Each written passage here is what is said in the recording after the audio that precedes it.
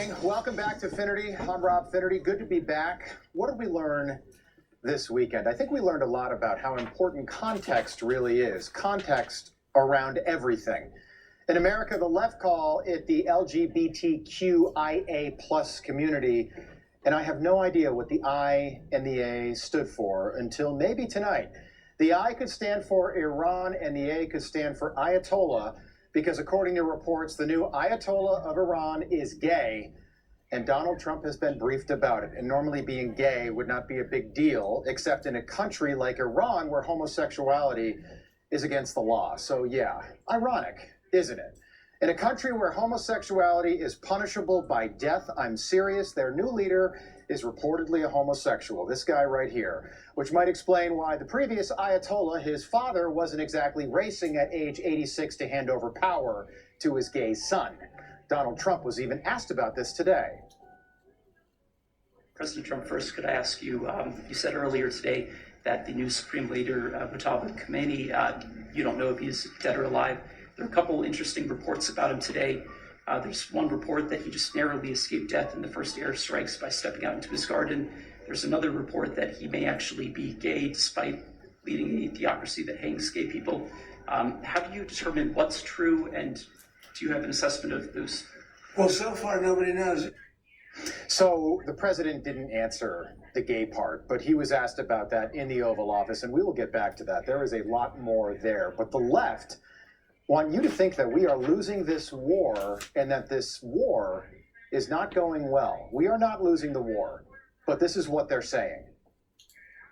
The American people would demand that their member of Congress, their senator, whether they be a Republican or Democrat, vote no, because this is a disaster of epic proportions. It's already getting Americans killed. It's driving up prices here at home. Harder line leadership, more antithetical to U.S. interests, are strengthening inside Iran. So that was Connecticut Senator Chris Murphy over the weekend, and he is why context is so important right now as we enter week number 3 of this war. People are concerned about gas prices, oil, the stock market. I get it. I asked myself over the weekend, if all of this was happening and Joe Biden was president, would I cover it the same way? And I think that I would. I think the answer is that I would cover this exactly the same way through 17 days. I even look back at some of my coverage right after Russia invaded Ukraine, when gas and inflation all started to go up, and it was anti-Russia back then, certainly before it was anti-Biden, even here on Newsmax. Whereas with Iran, we skipped the anti-Iran phase and just went directly to anti-Trump and anti-America. But there was a major difference back then. When Russia invaded Ukraine, gas was already high here, and it didn't take long for it to get to $5 a gallon nationwide after that, which was a price that we've never seen before. And it was the same thing with inflation. Right now it's 2.4%, but it was over 8% when Russia invaded Ukraine. So am I happy that gas prices are going up? No. But so far, the war in Iran has not become the quagmire we currently still have in Ukraine. Not even close. But think about the way the country rallied behind Ukraine when that war started and Joe Biden was president. People putting Ukraine flags in their yard, at their businesses, members of Congress wearing Ukraine lapel pins. Many are still doing this. I don't know why, even Republicans. It was all very bizarre. President Zelensky was treated like some kind of hero, and we were sending billions of dollars to a country that most people, myself included, did not know much about. And at the time, the Biden White House even had a catchy name for what was going on with prices. Today's inflation report confirmed what Americans already know.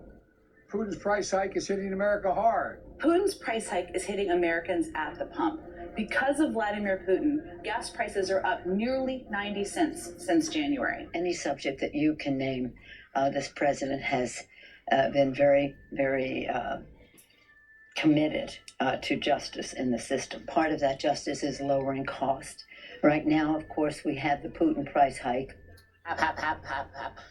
The Putin price hike. It's the Putin price hike. We were all just told to sit back and accept that and shut up if you don't like it. That's what it is. You should support Ukraine, says Jen Psaki. And Joe Biden, this is the Putin price hike. Those are P's. That's alliteration. Putin price hike starts with an H. But we got the other two right, P. Compare that to what we're seeing on the streets today. This was New York City over the weekend. Say it loud and say it clear. We support Hezbollah here. New York City, you will see. Palestine will be free. Palestine will be free. Say it loud and say it clear. Palestine, who wants a beer? This was really catchy. It's like a Kiss concert over the weekend. Midtown Manhattan. They were talking about Hezbollah, the terrorist organization, and Hamas, the terrorist organization. Muslim fanatics are chanting that in New York City 25 years after Muslim fanatics destroyed the World Trade Center complex. And no one's talking about that. The rest of the media, they just cover it up. You don't even know they're covering it up because they're so effective at covering it up.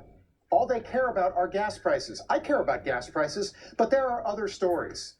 Martha Raddatz, who for some reason is still on TV, is asking questions that no one would ask when Joe Biden was president during the Putin price hike. How long should Americans expect for gas prices to be high? Are we talking weeks? Are we talking months? Or just don't know at this point? Yeah, I think that this conflict will certainly come to the end in the next few weeks. Could be sooner than that, but the conflict will come to the end in the next few weeks, and we'll see a rebound in supplies and a pushing down of prices after that. So where were those questions right after Russia invaded Ukraine from Martha, who for whatever reason is still on television? I do not know why. Where were those questions when Joe Biden was president? And Americans were paying more for gas than at any other time on average in American history. That is a fact. You can look it up. The answer to that question and the difference between then and now is crystal clear tonight. The Strait of Hormuz is still closed. That's not good news. But once it's safe for oil tankers to start moving through that narrow body of water in the Persian Gulf, this is all over. Oil prices will come down. Gas prices will come down almost instantly. And that's not the Newsmax angle. It's common sense. But Iran will be a shell of its former self. And the Ayatollah will be gone forever, leaving his gay son in charge of the country. And I don't think that's going to go so well for him in Iran. To be clear, I don't care if the Ayatollah is gay or not. It's not about that. But being gay in Iran, while also being the new gay supreme leader of Iran, might be fabulous for him, but it might also be the funniest thing I've ever heard about Iran in my entire life. What irony. Because according to Sharia law in Iran, being gay is against the law, meaning the new Ayatollah of Iran could have a bigger problem with his own people and his own cabinet than he does with Donald Trump in Israel. Think about that. We support this. I mean, the things they do, we take a little winding road for a little while, but we have to wipe out the evil. It's an evil curse. They're evil people. So we are on that little winding road right now with gas prices here in the U.S. and the ups and downs in the stock market on Wall Street, although the market was up today. We also learned a lot this weekend about the difference between the left and the right in this country and the dangers of a wide open southern border that nobody wants to address, and the dangers of importing millions of people from some of the poorest countries on the planet. Many of them are Muslim. And we aren't addressing that part of the story to be mean. We're covering it tonight, the darker side of what this war with Iran has exposed, because nobody else will touch this topic. And people are afraid in the media, even at this network, to even talk about it. So I thought the best approach would be to just present a series of facts and then let you assess at home. And the left, they like to claim that Trump derangement syndrome is a real thing, but they never address their own suicidal empathy that is plaguing millions of people on the left in this country who have empathy for people who hate America and hate Christianity and hate our way of life. Donald Trump attacked Iran with Israel 17 days ago. As a result of those attacks, Muslim fanatics, radical Islamic terrorists, are trying to kill Americans in America, and the left want to pretend that it's not happening, and they're doing this by covering all of these stories like they are individual events and not talking about the bigger picture, and there is a bigger picture.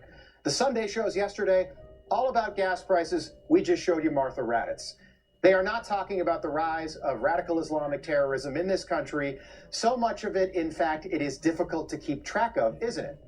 Since the war with Iran began, a Muslim terrorist in Austin, Texas, opened fire at a bar, killing 3 people, injuring 18 others. In New York City, 2 Muslim terrorists drove from Pennsylvania and threw IEDs or homemade bombs at innocent protesters and police officers outside Zohran Mandami's house. Here's what that looked like.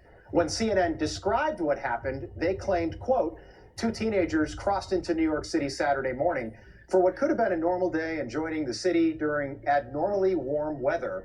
But in less than an hour, their lives would drastically change as the pair would be arrested for throwing homemade bombs during an anti-Muslim protest.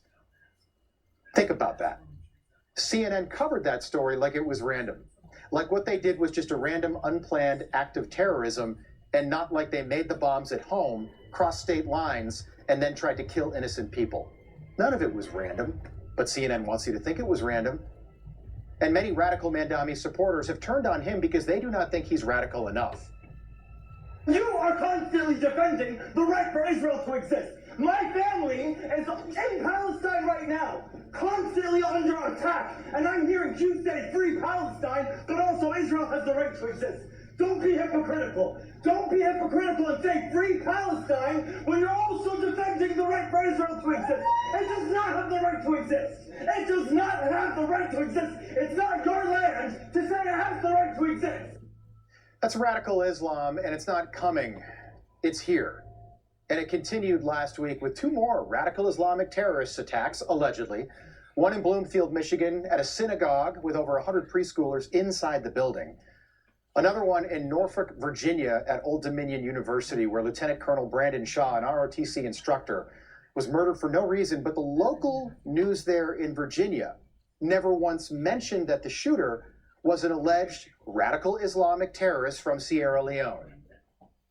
Lieutenant Colonel Brandon Shaw is a native of Virginia and an Old Dominion alumnus. In a statement from Governor Abigail Spanberger, she wrote, a devoted ROTC instructor, Lieutenant Colonel Shaw did not just lead a life of service to our country, he taught and led others to follow that path. I'm grateful for his example, deeply saddened by his death, and praying for his family. They never once mentioned the shooter. Isn't that kind of important, the person that shot this guy dead? Multiple examples of Muslim radicals trying to kill Americans, but the legacy media don't cover it, they cover it up. The local media, they don't even mention who the shooter was.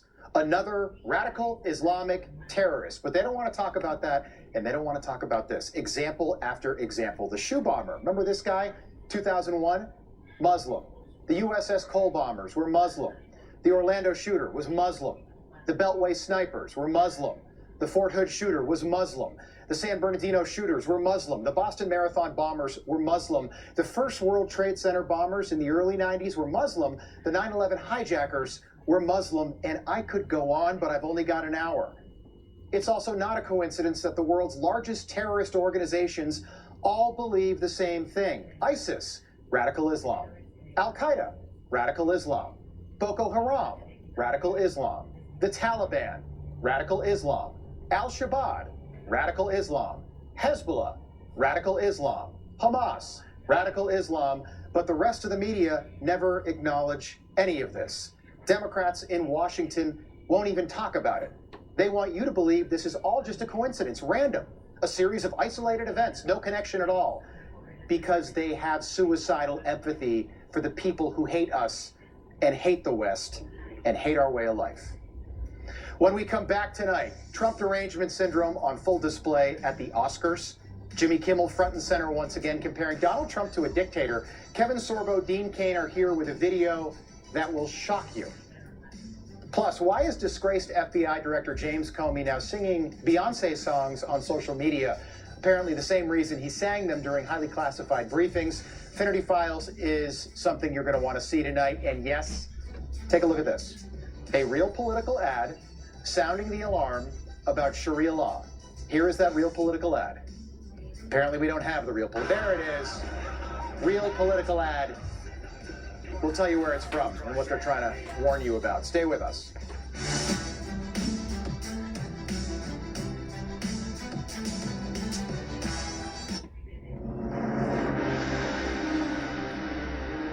you uncomfortable, there's an alternate Oscars being hosted by Kid Rock. Yeah. It's at the Dave & Buster's down the street. A lot of tickets for that.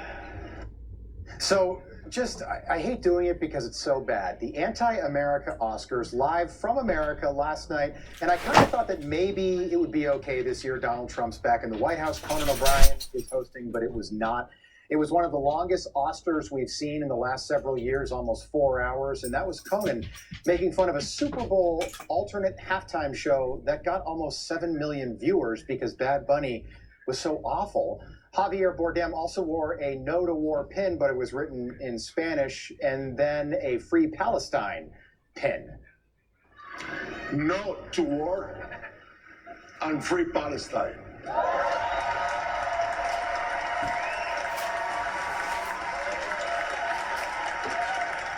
Remember that round of applause right there, and I feel like we do this every single year, but it keeps getting worse.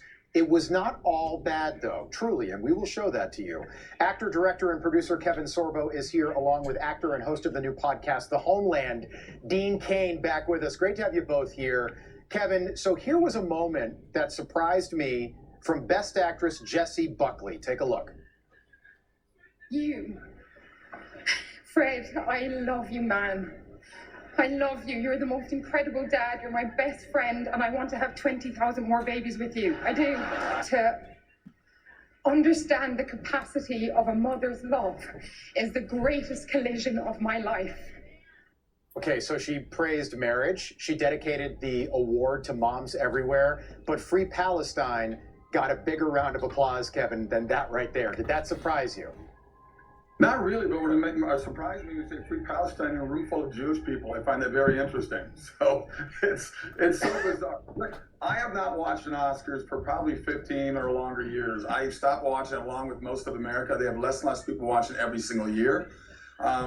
People are sick of it. They don't care. They honestly don't care. Just like the Democrats in Washington, D.C., they lie over and over again. They're saying, you can go back and find tapes of Hillary and Obama saying the same thing about our border and protecting it and shipping people back. They were more MAGA than Trump was when they talked about it. But everything that they say is just, they just want to be opposite of Trump. And look, that woman right there, I don't know who she is, but I saw that speech only because I saw it on the internet. I don't watch the Oscars. And I said, if they had more people like that talk, just being positive and grateful, I'd probably watch Oscars again. Yeah, great point, Dean. I remember the days where the Oscars, it was like appointment viewing. What's ironic is the Super Bowl halftime show, the alternative TPUSA halftime show, will probably get more viewers than what we saw last night, or didn't see.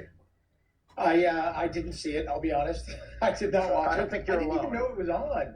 But my mom, she knew it was on. My mom's been watching it religiously forever. She started watching it like noon, watched the arrivals, the valet parking folks and everything like that. She always loved it.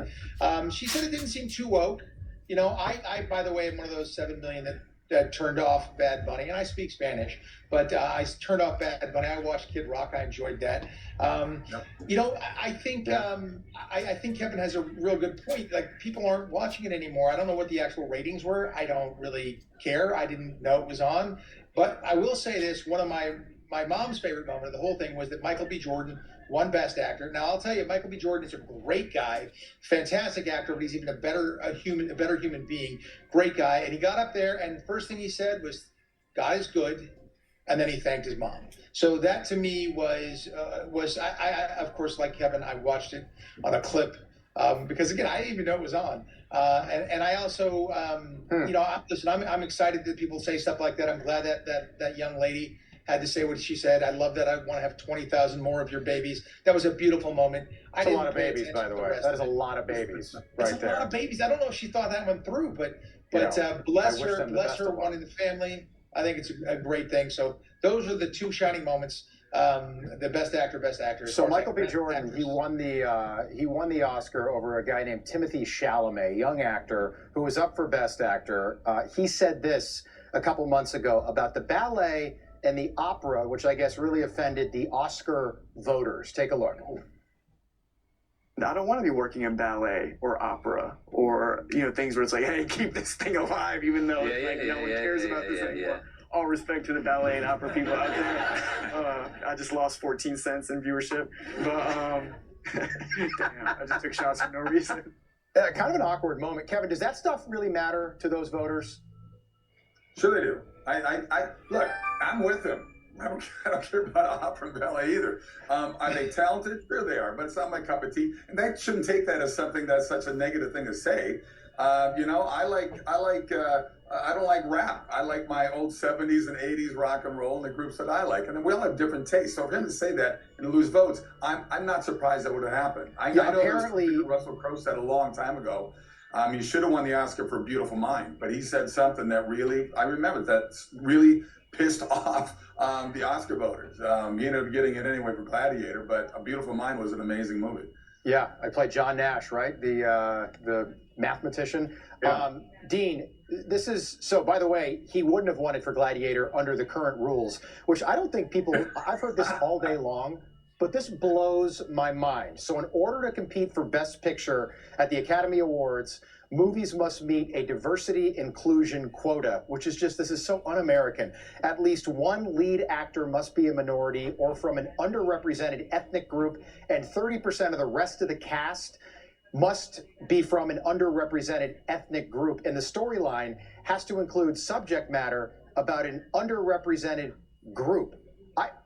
You know how many movies wouldn't be Best Picture? You said Gladiator, that wouldn't. Braveheart, Titanic. Titanic, by the way, you can't change the passengers and the crew on the Titanic because it's a true story. Forrest Gump, Schindler's List. You can't change the people featured in Schindler's List because it's a real story about something that really happened. Ben-Hur, Gone with the Wind, Dean. I don't know if a good movie's ever going to win again. Yeah. The Godfather. Listen, that's part of when I stopped watching the Oscars. When they put this diversity inclusion quota, I was out. I heard people bashing on it today. Richard Dreyfuss, James Woods, Joe Rogan, Bert Kreischer. They all spoke out against it. I am completely against it because some stories are just less diverse, period. It doesn't matter. It has nothing to do with making a good movie. They just polluted the Oscars by going woke. And until they get rid of that, I don't think I'm going to watch. Yeah, I just want to say one thing. We're tight on time, Kevin, but Sean Penn won for, he won an award last night, Best Supporting Actor. Sean Penn wasn't there. He was visiting with President Zelensky in Ukraine. Okay, so I just mentioned this in the monologue, but we're still doing this Ukraine hysteria. This war's been now going on for more than 5 years. This is your real forever war, and the left still wants you to believe that this should be the most important thing in our everyday lives. It shouldn't be. And it's been going on for 5 years. Kevin, 15 seconds, final thought. Hey, they're going to keep saying the same thing over and over again. We know that. And everything's against Trump. And you're talking about, in your last segment, you talked about it was Putin's problem that we're getting gas so expensive. Right. And now it's Trump's problem that we got it. So, they're going to bash it no matter what. No, that is the only agenda they got. Whatever he says, we'll just go opposite. They're sick. That State of the Union was unbelievable. If Jesus walked in there, those asshole Democrats, pardon my French, would never stand up. Yes, the Ayatollah's got some issues, by the way. The new Ayatollah might have some issues. Well, that's going to be interesting. As well, that will be. Kevin Sorbo, Dean Cain, good to have you both on tonight. Thank you. Thanks, Rob. All right. Gavin Newsom's California quickly moving toward the top of the list for fraud investigations. Okay. Well, I take it that they are still out to lunch. Maybe they're all out to lunch together. We've got an independent journalist who might be the next Nick Shirley exposing hospice fraud in California that will blow your mind. Plus, the legacy media already obsessing about how Operation Fury is going to hurt Republicans during the midterms. The problems with that, poll after poll tell a different story. We'll explain next.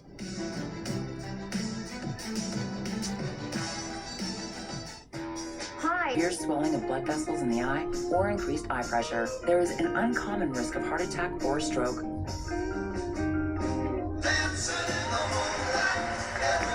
There's still so much to see.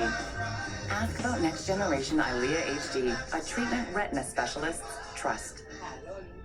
Thought they were cooling off on the sidelines? Well, they're just getting warmed up. Surprise! DirecTV got hot. Hey, I played in high school? Really? Well, I went to high school. I didn't go to high school. Anyway, it's never been easier to keep up with your favorite sports on live TV and streaming apps. So hot. Wait, there's no ice in yours. Why would I ruin a perfectly good bath?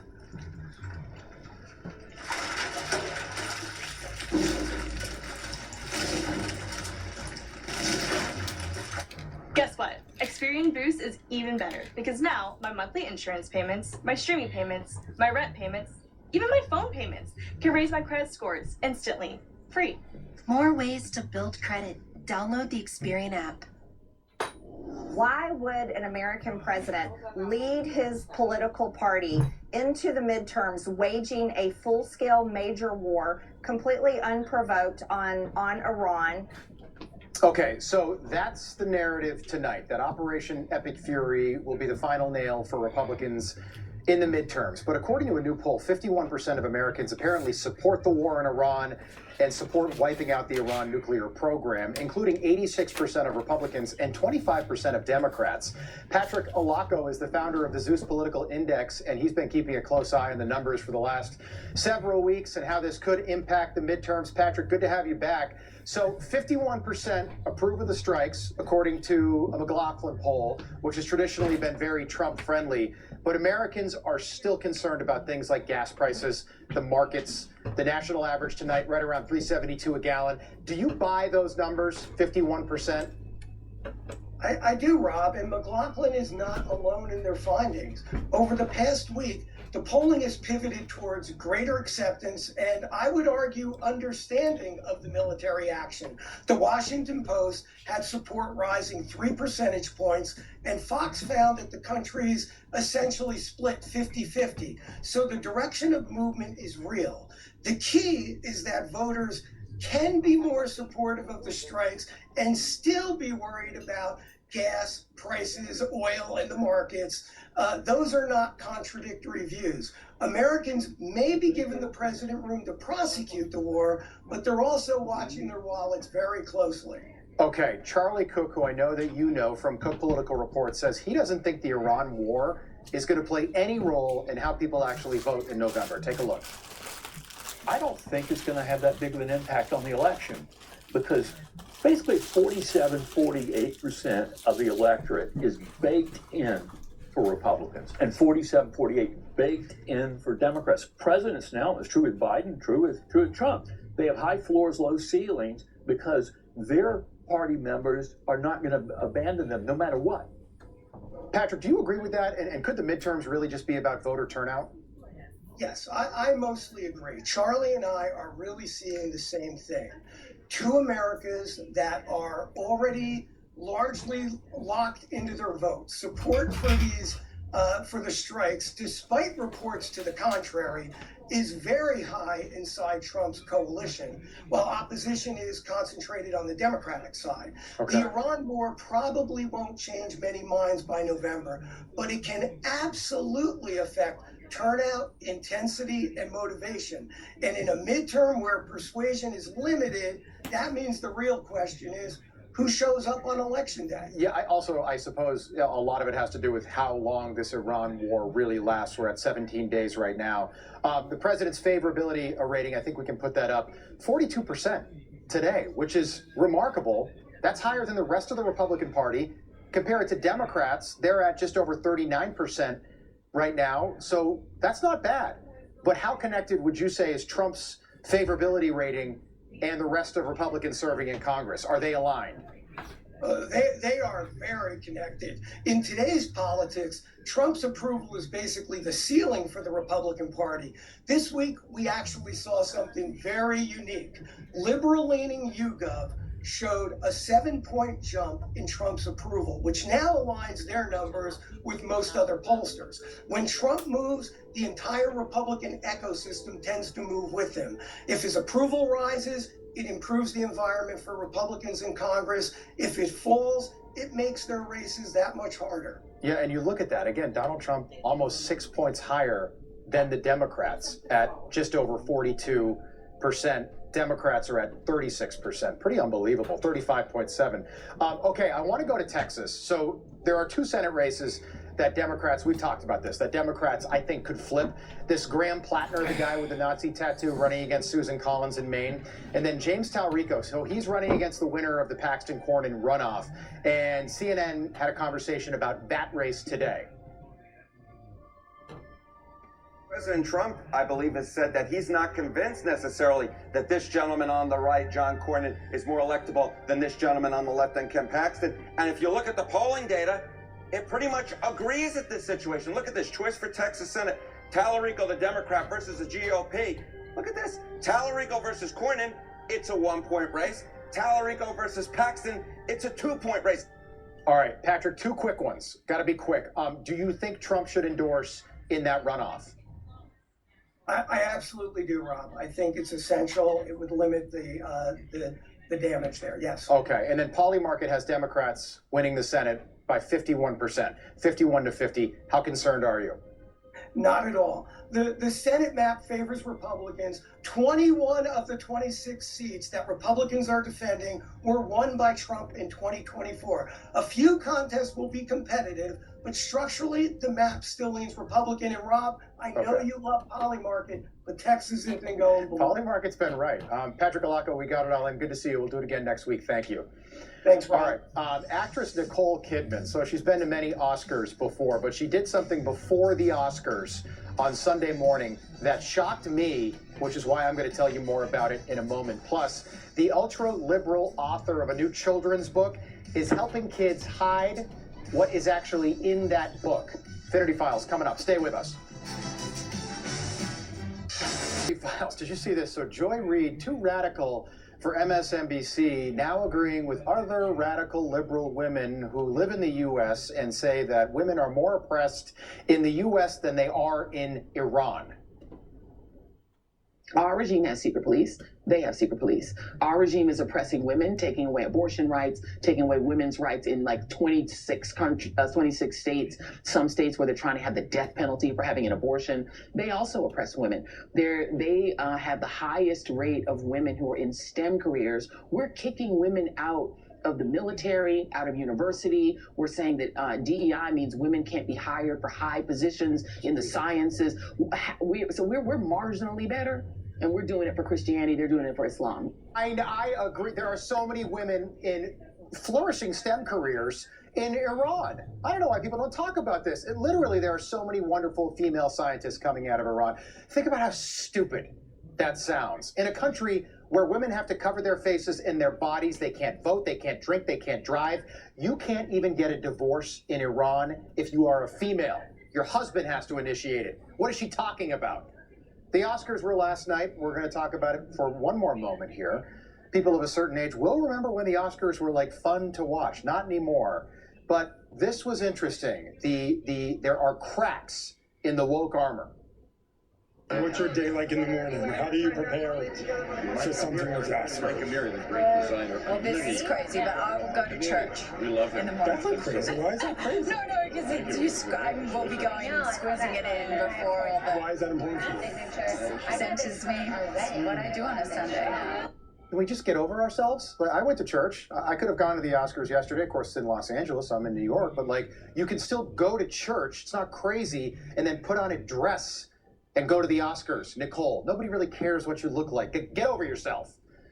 And how about this? A candidate for lieutenant governor in Georgia, who we've invited on, warning everyone about the insanity of Sharia law in this country. And yes, this is a real ad. You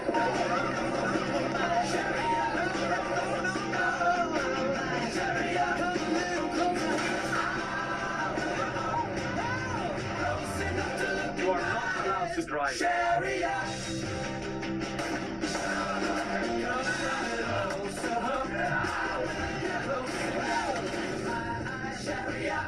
I think this is, this is going to get people's attention because, as I said in the opening tonight, everybody else in the media is just avoiding this topic. Like, it's not a real topic. It is a real topic, and we hope that gentleman will join us.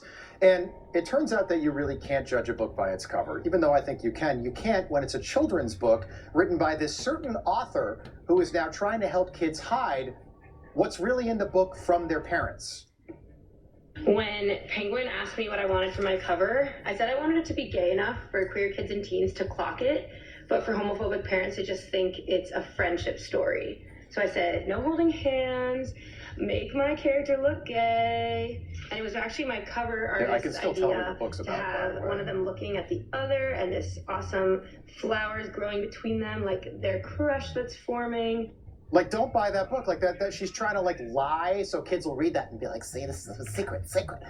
Okay, we talked about this fella before. Magic Johnson's son, E.J. Johnson, who's trans, that's real magic right there. He claims that men who are attracted to him are not gay because he is now a woman.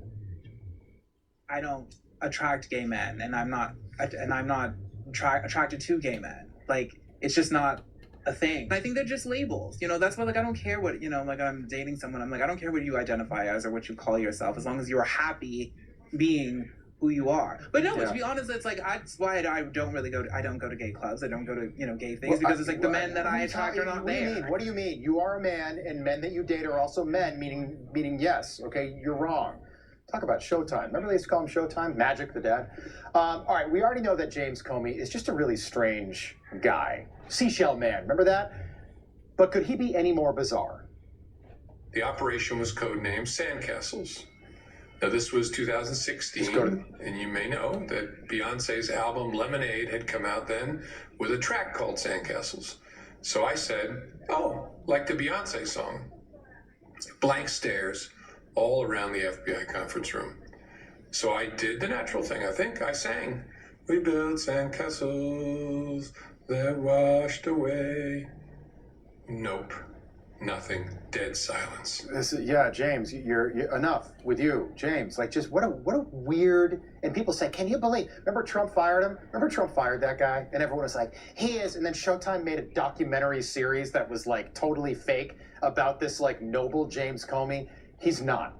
Okay, he is not, and we will explain in detail on another night. Apparently, though, maybe you've heard about this. You can now get this is amazing technology.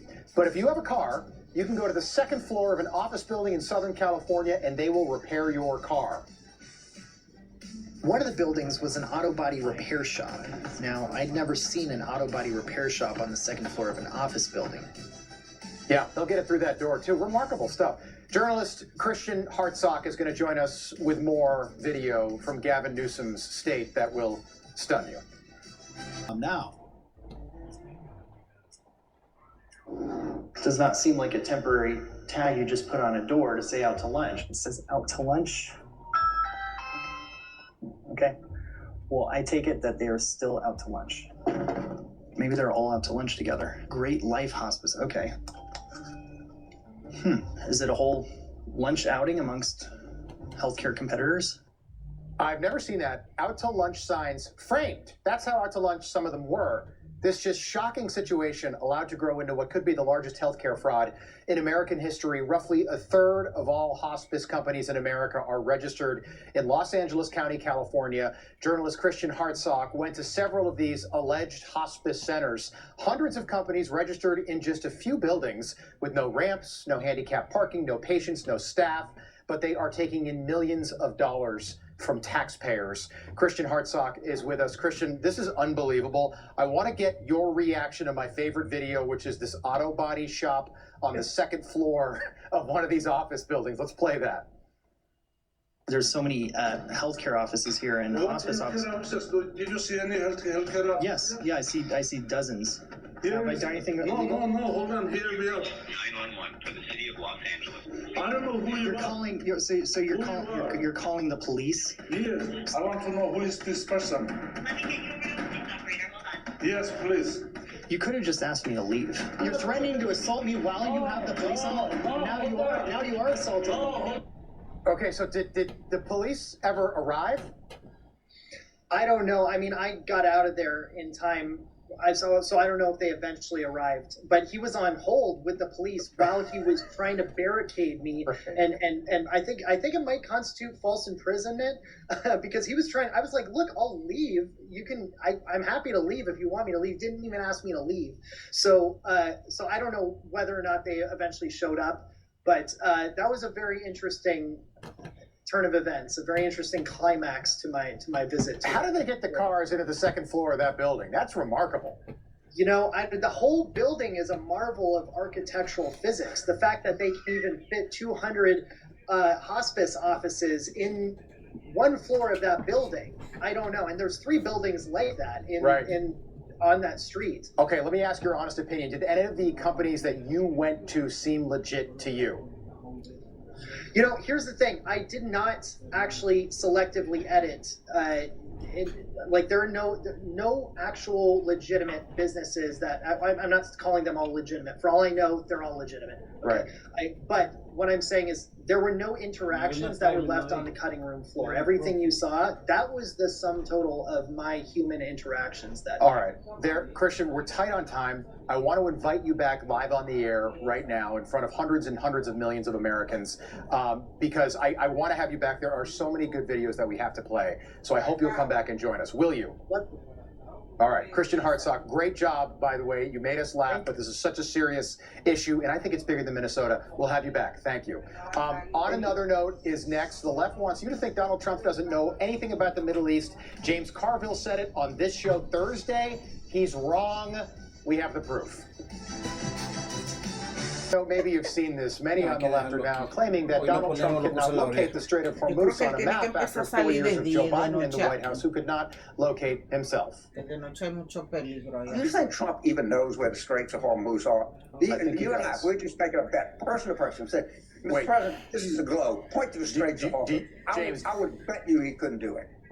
You see that? That was Thursday. Completely ridiculous because the Strait of Hormuz is like not an obscure place. And to prove that, we found a tweet from Donald Trump in 2012 where he said, quote, Iran has warned the U.S. not to send an aircraft carrier back into the Strait of Hormuz, so we should send 3, which, by the way, he would ultimately do as president.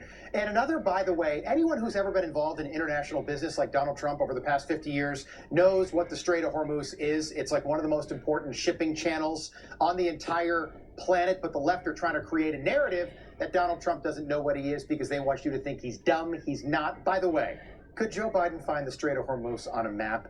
I doubt it. That does it for us. We're going to do it again tomorrow. As always, have faith. Greg Kelly, who is featured in Greg Kelly Reports, comes up next. We'll do it tomorrow. Have a good night.